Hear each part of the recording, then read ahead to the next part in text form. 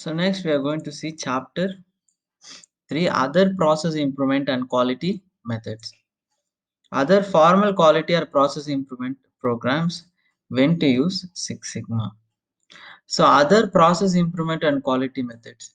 So to improve a project or to solve any problem, what are the conventional method that we were using?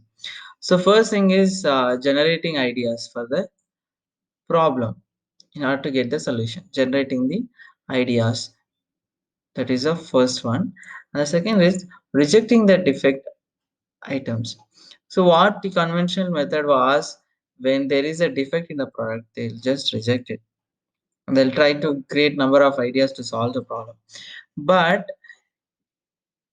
so we should not reject the defect. We can analyze the defect intensity, defect location. Suppose this is a product, some crack is coming here. So we need to understand the pattern of crack every time is there only, so that we'll get some clue, and we can measure the intensity of the defect. So by analyzing the defect by location wise, by the intensity, we can get some analysis of the, some clue of the root cause. But in convention, what they're doing, if there any rejection comes, they just used to reject it. Next, consulting seniors for the solution. This was a conventional without doing any methodology. What they're doing, they're consulting the seniors is good for the suggestions. So they're consulting the seniors for the solutions. Post inspection and rejection. After the completing the production, they were inspecting for the specifications. If they found out of specification, they were rejecting it. That is, post inspection means after the product generated, after the product is produced, then they were inspecting. If there is an out of specification, they were rejecting. Then actions after the problem occurred. So they take always actions before, after the problems occurred. It can be some sort of checkpoints or something. So this way, the other process improvement and quality methods, you can say it is sort of a conventional method. Then other formal quality or process improvement programs. Formal quality or process improvement programs. First one is lean management. So by implementing lean methodologies, they are able to solve the problem in a systematic way. Then Kaizen or continuous improvement. By doing weekly Kaizen program, by taking a problem or a project, they could be able to improve it better. Then total quality management. We will call it as TQM, that is quality systems to ensure input output process parameters in order to achieve the quality products. See what they're doing in the conventional methodology. After the problem created, after creating the product, they were inspecting. If they found it out of specification, they're rejecting. But in total quality management, it will not be like that. What we'll do, we'll identify the significant parameters that can be with the input, it can be with the process parameters, and therefore we'll put a specifications controls, so that before even the defect is generated, the reasons for defect generation will control the input parameters. It is called total quality management. Then business process reengineering, BPRE, we call it as BPRE, business process reengineering, to optimize the output. So what is reengineering? So we go back from the defect and re-engineer and see which is the root cause.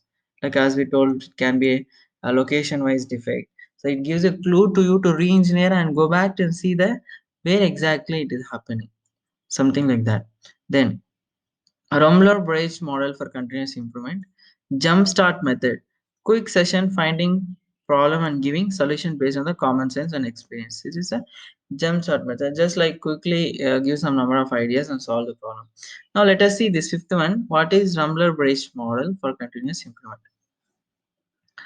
Rumler Bridge model consists of three performance levels and in the 9 box model for continuous improvement. So it has some 9 boxes and have the performance levels.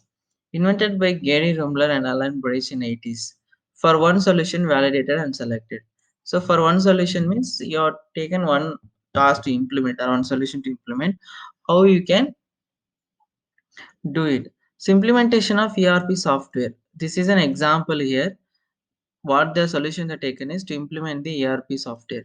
Further, this is a standard model invented by Gary, Gary Rumler. Okay, the first category is performer, process, and organization. So from perform as a category from the management, what they have to do. Software cost approval. The management has to help for the software cost approval. Then for the design, outer view of the software options user friendly. So design perspective, the software should be useful. It should perform well in the outer view from the friendly options. Then goals. What are the goals as performing the performance of the software? Then easy data access, zero mismatch in the numbers. So these are a common requirements from the performer.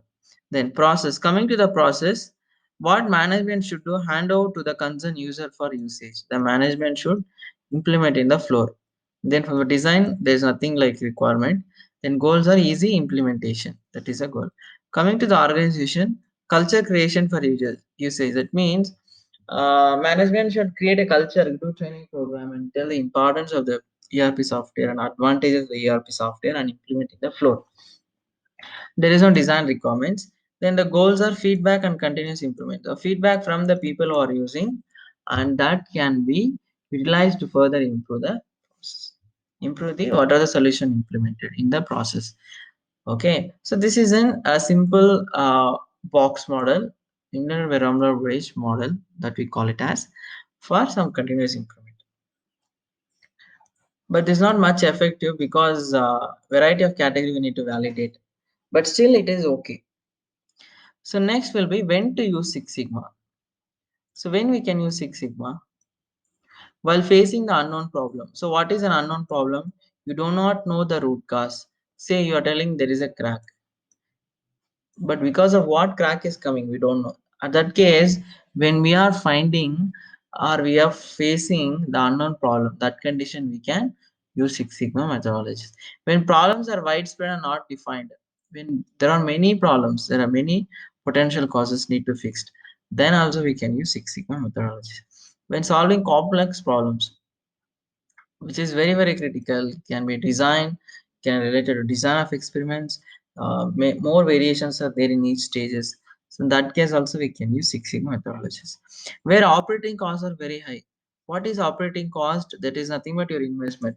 When your investments are very high, then also you can use Six Sigma methodologies to reduce the cost.